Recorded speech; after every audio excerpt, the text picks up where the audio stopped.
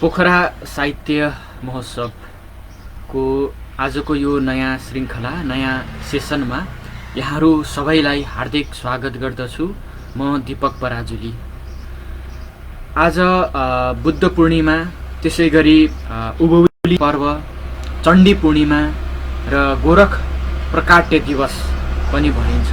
आजको यो पवित्र दिनमा यहाँहरू सबैलाई हार्दिक मङ्गलमय शुभकामना व्यक्त गर्दछु। र आजको यो दिनमा हामी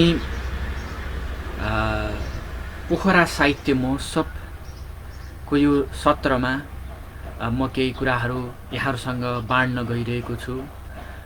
विषयवस्तु जुन रहेको छ, मलाई यो सिद्धार्थ हरमन हेस्सेले लेखेको सिद्धार्थ उपन्यासमाथि केही चर्चा गरिदिनु भन्ने आग्रहबाट मैले यो सुरु गर्न चाहन्छु।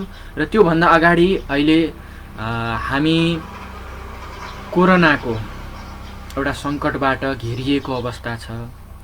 हामी यो विपदको समयमा यसरी घरमा बन्दी भएर बसिराख्नु परेको अवस्थामा, यो चिन्ताको अवस्थामा फेरि यो कहाँबाट यो महोत्सवको कुरा आयो भन्ने एउटा प्रश्न पनि खडा हुन्छ। मलाई के लाग्छ भने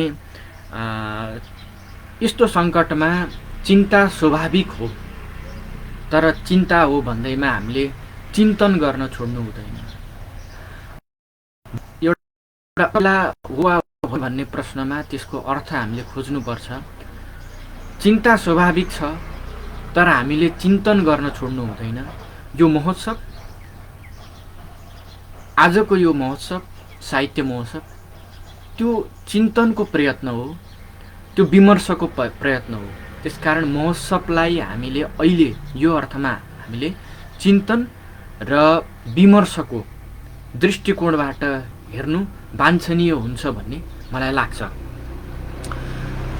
र अर्को कुरा, आज बुद्ध पूर्णिमा, बुद्धका 4 आर्य सत्यहरूको बारेमा हामी जानकार छौँ। संसारमा दुःख छ, दुःखको कारण छ, दुःख निवारण हुन्छ र दुःख निवारणको मार्ग पनि छ। अब यसलाई मैले फेरि राजनीतिक चिन्तनको दृष्टिकोणबाट हेर्दाखेरि, राजनीतिक चिन्तनको दृष्टिकोणबाट यसलाई यसरी नै राजनीतिक 4 आर्य सत्य मान्ने हो भने के भनिनुपर्छ भन्दाखेरि, देशमा समस्याहरू छन्। जस्तो अहिले सङ्कटमा विभिन्न समस्याहरू, आपद विपदहरूबाट हामी घेरिएका छौँ। यस्तो आपद विपद कुनै यसको प्रकृति नौलो भए पनि सङ्कट नौलो होइन। विगतमा धेरै किसिमका महामारीहरू, सङ्कटबाट मानव जाति गुज्रिँदै आएको छ भने सङ्कट पहिला पनि थियो, आज पनि छ र भोलि पनि हुनेछ, यो निश्चित छ। र राजनीतिक दृष्टिकोणबाट देशमा समस्याहरू छन्, समस्याका कारणहरू पनि छन्, समस्याका समाधान हुन्छन् र हरेक समस्याका समाधान गर्ने उपायहरू छन्, मार्गहरू छन्, विकल्पहरू छन्।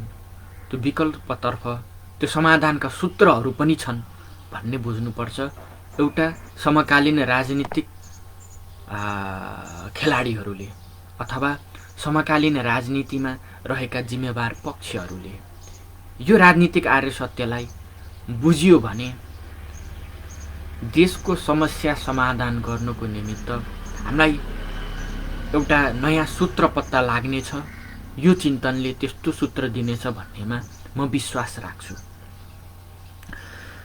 र यति बेलै म मेकियावेली, इटालीका महान राजनीतिक चिन्तन निकोलो मेकियावेलीको एउटा भनाइलाई म यहाँ बाँड्न चाहन्छु। यो अत्यन्त सान्दर्भिक छ अहिलेको समयमा।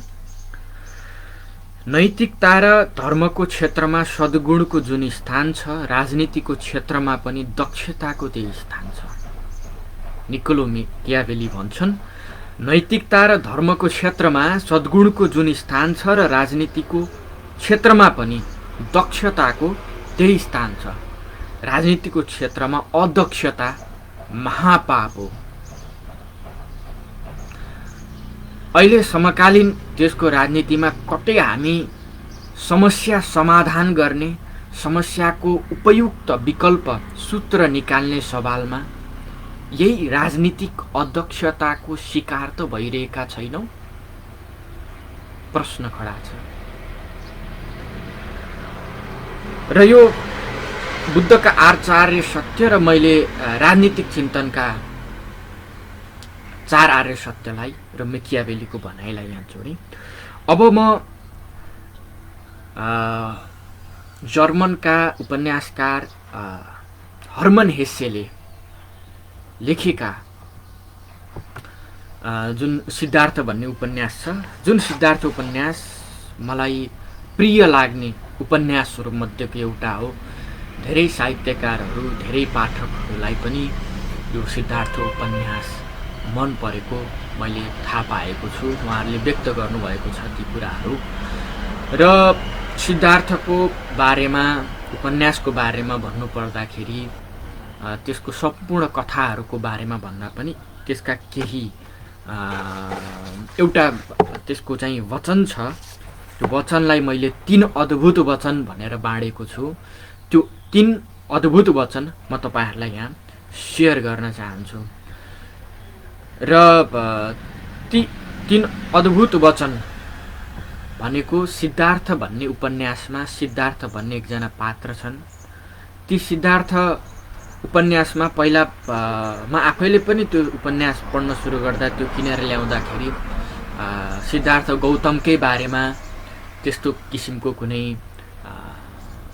एउटा जीवनीमा आधारित उपन्यास होला भन्ने मैले पनि सोचेको थिएँ। तर पढ्ने क्रममा सुरुवातमै सिद्धार्थ एउटा ब्राह्मण पुत्र भएको जानकारी प्राप्त भइसकेपछि यो त अर्कै किसिमको उपन्यास रहेछ भन्ने मैले पनि थाहा पाएको थिएँ। यो अत्यन्त सुन्दर उपन्यास।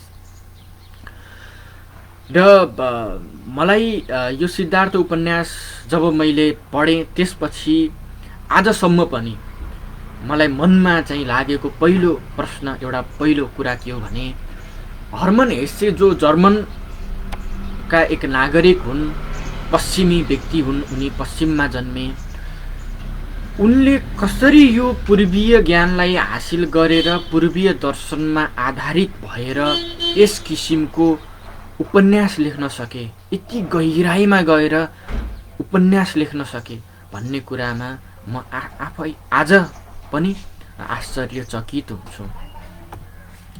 र अर्को कुरा के छ भनेदेखि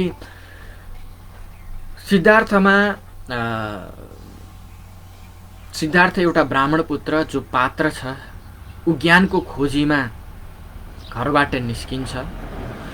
बाल्यकालमा उसलाई पूर्वीय दर्शनका, पूर्वीय ज्ञान, कर्मकाण्ड, सबै वेद वेदादि शास्त्रार्थहरू सबै उसलाई हासिल भइसकेको हुन्छ। यानकि किताबी ग्रन्थका ज्ञानहरू त सबै उसले चपाइसकेको हुन्छ। तर पनि उसको आत्मामा, तर पनि उसको एउटा अन्तस्करणमा एक किसिमको छटपटाहट जारी नै रहन्छ। त्यो ज्ञानको भोक ऊभित्र आगो जसरी चाहिँ बलिरहेको हुन्छ। त्यो ज्ञानको क्षुधालाई शान्त गर्नको निमित्त ऊ एउटा चिन्तनमा डुबिरहेको हुन्छ। उसले आफ्नो साथी गोविन्दलाई पनि यो कुरा बताएको हुन्छ। यसै क्रममा ऊ घर छाडेर ज्ञान प्राप्तिको लागि, सत्य प्राप्तिको लागि, सत्यको खोजीमा सन्यास लिएर जान चाहन्छ। र उसले आफ्नो पितासँग म घर छोडेर सत्यको खोजीमा जान चाहन्छु भन्ने प्रस्ताव राख्छ। र त्यो प्रस्ताव उनका पिता जो आफैमा पण्डित थिए, उनको पिताले उनलाई जान दिँदैनन्, जाने अनुमति दिँदैनन्। पहिला सिद्धार्थ हट गर्छ, त्यही उभिए गर्छ। र त्यतिखेर सिद्धार्थ गल्दैन, तर उनका पिता गल्छन् त्यहाँनिर। अब ऊ बाहिर उभिए छ, एकै ठाउँमा स्थिर भएर उसले हट गर्छ, म जसरी पनि जान्छु भनेर भनिसकेपछि पिता यसको बारेमा हार्छन् र उनले अनुमति दिन्छन्। र त्यो अनुमति दिँदाखेरि उनले एउटा वचन बोलेका हुन्छन्। त्यो वचनलाई मैले 3 भागमा विभक्त गरेको छु, उनले जाने अनुमति त दिन्छन्।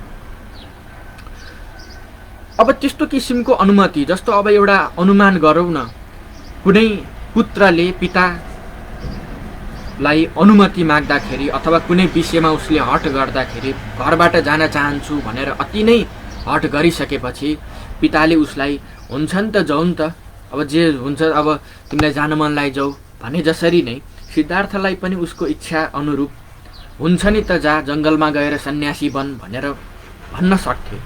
उनले यो भनेका छन्, यति मात्रै, यो वाक्य यसैमा मात्रै टुङ्गिन पनि सक्थ्यो। किनभने पिताले अस्वीकार गर्न सकेनन् उनको आग्रहलाई र सकेसम्म सिद्धार्थ घर छोडेर नजाओस् नै भन्ने चाहन्थे उनले।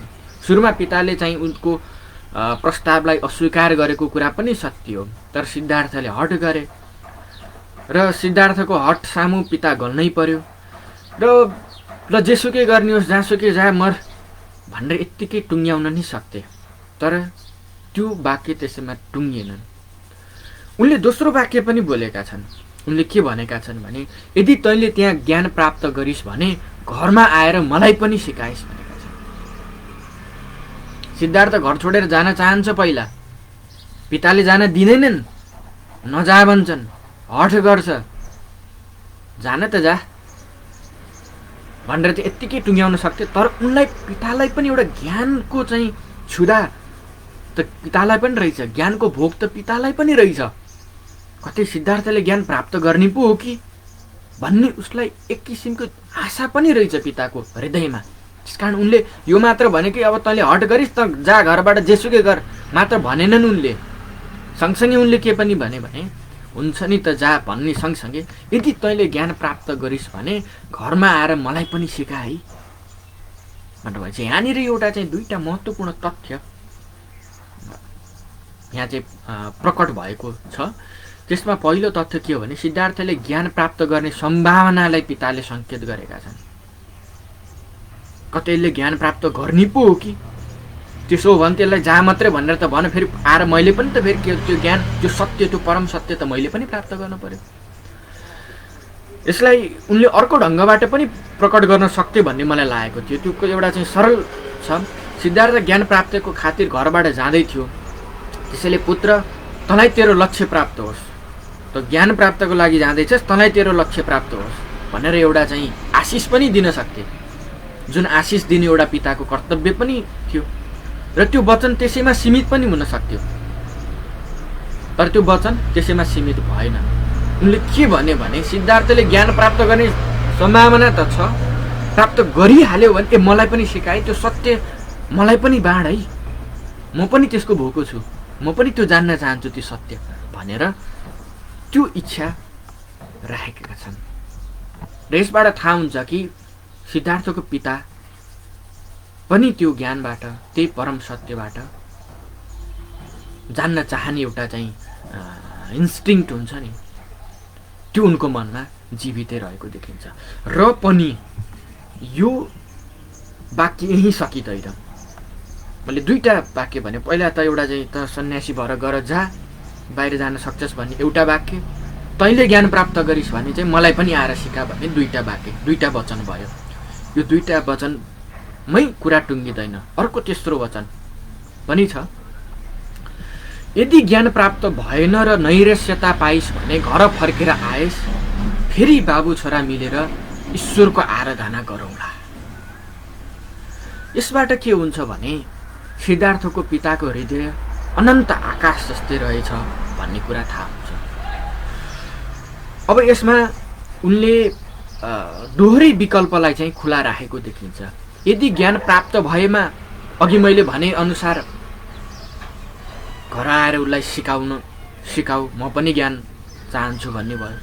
यदि ज्ञान प्राप्त गर्ने भन्ने त सम्भावना मात्रै हो, सिद्धार्थले प्राप्त गर्छै भन्ने त कुनै ग्यारेन्टी त छैन, त्यसको कुनै सुनिश्चितता त छैन।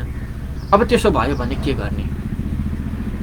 त्यसो भयो भने तिमी घरै फर्कियो बाबु, तिमी चिन्ता नल्याऊ, फेरि हामीले परम्पराबाट जुन किसिमको चाहिँ ज्ञानबाट हामीले आफ्नो कर्म गर्दै आइरहेका थियौँ, ईश्वरको आराधना र प्रार्थना गर्दै आइरहेका थियौँ, त्यसैलाई हामीले चाहिँ अगाडि बढाउन सक्छौँ भनेर सिद्धार्थलाई यो 3वटा वचन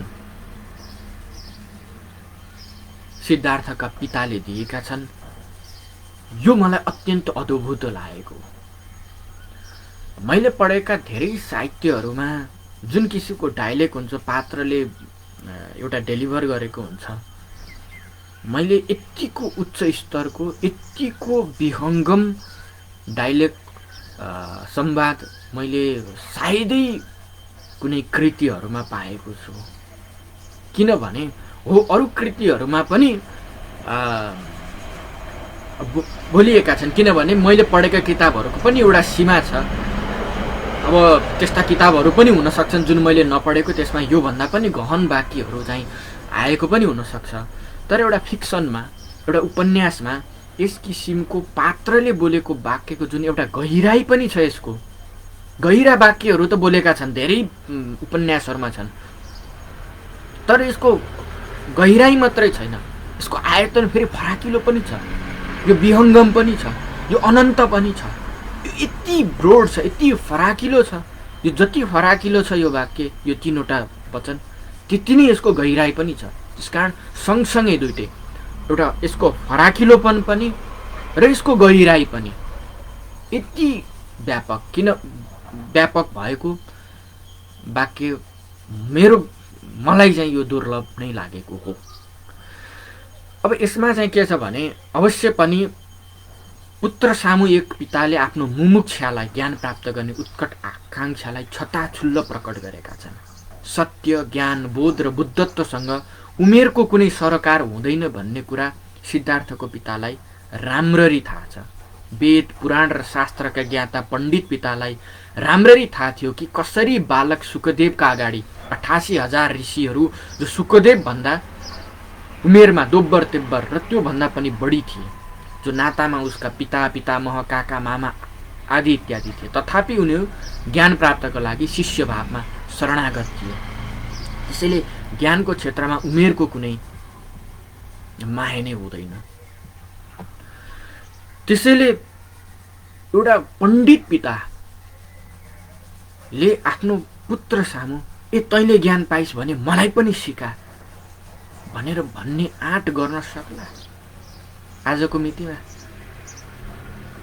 गाह्रो छ। जस्तो एउटा प्रसङ्ग छ यसमा चाहिँ, अष्टावक्रको चाहिँ म प्रसङ्ग थोरै जोड्न चाहन्छु। अष्टावक्र आमाको गर्भमा हुँदा यो चाहिँ भन्ने एउटा किम्वदन्ती छ। अष्टावक्र भन्ने जनक राजाका गुरु, उनी महान विद्वान थिए। वेद पाठ गरिरहेका हुन्छन् अष्टावक्रका पिता, अनि गर्भबाटै अष्टावक्रले चुनौती दिन्छन्। चुनौती दिइसकेपछि पिताको अहङ्कारमा चाहिँ चोट पुग्छ। त भर्खरै चाहिँ गर्भमा भएको मान्छेले मलाई सिकाउने तैँले, र त जन्मिँदाखेरि 8 ठाउँमा बाङ्गो भएर जन्मिस् भनेर श्राप दिन्छन्। भनेपछि कति एउटा ज्ञान भित्र पनि कति ठुलो अहङ्कार रहेछ।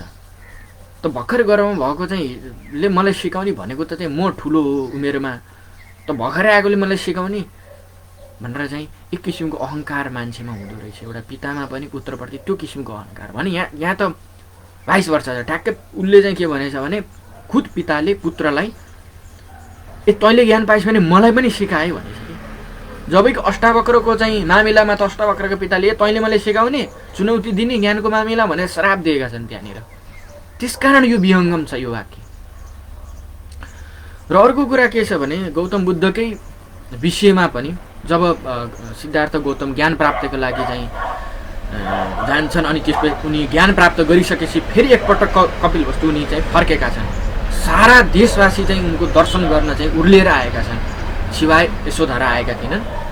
त्यसपछि गौतम बुद्ध ज्ञान प्राप्त गरेर आइसकेपछि शुद्धोधन उनका पिताले के भन्छन् भने, अझै पनि हेर गौतम, हेर सिद्धार्थ, तैँले मलाई ठुलो चोट दिएको छस्, म तँलाई अहिले पनि माफी गर्न सक्छु। तैँले यत्रो चाहिँ तँ एउटा राज्यको उत्तराधिकारी भएर बाको चाहिँ एउटा चाहिँ मनसायलाई चाहिँ तैँले लत्याएर त चाहिँ जङ्गल गइस्, ज्ञान प्राप्त गरेनौ र त आज फर्केर आएको छस्।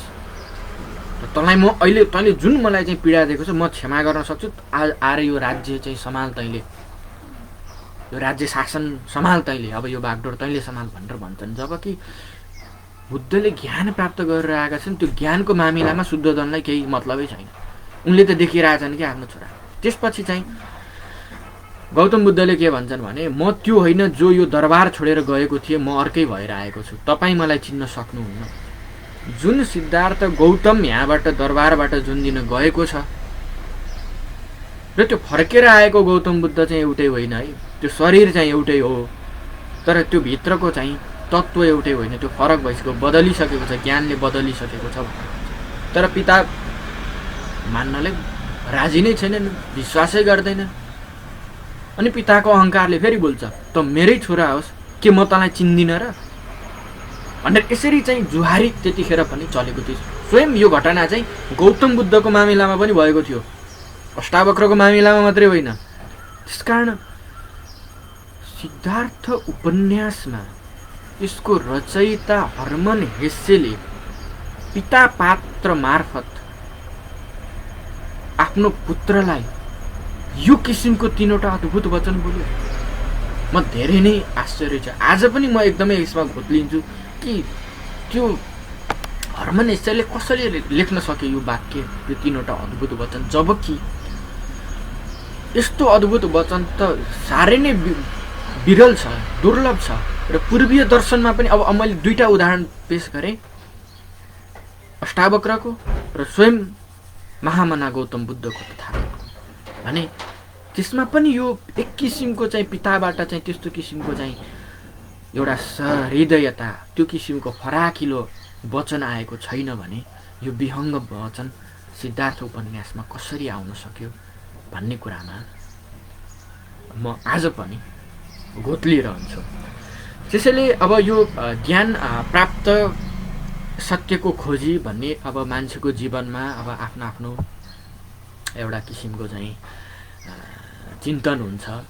र मलाई अर्को पक्षबाट पनि हेर्दाखेरि यो के राम्रो लाग्छ भने यसलाई फेरि गौतम बुद्धकै वचनबाट जोड्दाखेरि गौतम बुद्धले कहिले पनि पढेर अथवा अरूले भनेको सुनेर होइन, तिमी आफै जान भन्ने वचन उनको चाहिँ सन्देशमा चाहिँ मैले भेटेको छु। अर्थात् हामीले पढेर जानेर भन्दा पनि, पढेर अथवा अरूले भनेको सुनेर भन्दा पनि आफै अनुभव गरेर सत्यको ज्ञानको खोजीमा चाहिँ तिमी आफूले नै जान, ज्ञान के हो सत्य के हो भन्ने कुरा तिमी आफै जान भन्ने जुन वचन छ उनको चाहिँ अप्पो दीपो भव, आफ्नो दीपक आफै बन, आफ्नो प्रकाश आफै बन भन्ने जुन वचन छ त्यो मलाई साह्रै नै प्रिय लाग्छ। र आजको समयमा यथार्थ पनि त्यो। र अर्को कुरा, यो सिद्धार्थ पात्र बुद्धकै समकालीन समयमा लेखिएको हो र सिद्धार्थ पनि एकपटक बुद्धलाई दर्शन गर्न गएको छ। त्यतिखेर उनले पनि त्यहाँ त्यो कुरा पनि प्रकट भएको छ कि जुन बुद्धले जुन ज्ञान प्राप्त गरे त्यसको बारेमा उनले भन्न सक्छन्, तर त्यही कुरा चाहिँ अब सिद्धार्थले दिन सक्दैनन्, किनभने सत्य प्राप्तिको अनुभव फरक फरक हुनसक्छ। त्यही तरिकाले जसरी गौतम बुद्धले जुन तरिकाबाट ज्ञान प्राप्त गरे, अब यो ब्राह्मण पुत्र सिद्धार्थले पनि त्यही तरिकाबाट ज्ञान प्राप्त गर्ला त, त्यो फरक हुन्छ निश्चय नै। त्यसैले आजको यो बुद्ध पूर्णिमाको यो पवित्र दिनमा मैले सिद्धार्थ उपन्यासलाई यहाँ जोडेँ र सुरुमै मैले निवेदन गरिसकेँ कि यो महोत्सव किन, यो सङ्कटको बेलामा किन उत्सव, र पनि प्रश्न निराशा भएर बस्नुपर्छ भन्ने होइन। चिन्ता हामीसँग छ र सँगसँगै चिन्तन पनि हामीसँग हुनुपर्छ। र यो महोत्सवको यस अर्थमा विमर्श हो र यो विमर्शमा जोडिन पाएकोमा म पोखरा लिटरेचर फेस्टिभल आयोजकलाई हार्दिक धन्यवाद ज्ञापन गर्न चाहन्छु। र मेरो कुरा मिठो नमिठो अब त्यति प्रभावकारी भए नभए जस्तो सुकै भए पनि यसलाई सुनेर साथ दिनुभएकोमा पोखरा लिटरेचर फेस्टिभलमा भर्चुअल्ली सहभागी हुनुभएका सम्पूर्ण श्रोता दर्शकमा मेरो हार्दिक नमस्कार र यहाँहरूको दिन शुभ रहोस् यो पवित्र दिनमा। यहाँहरू सबैलाई हार्दिक मङ्गलमय शुभकामना व्यक्त गर्दै आजको यो मेरो सेसनलाई यहीँ अन्त्य गर्न चाहन्छु। हार्दिक धन्यवाद।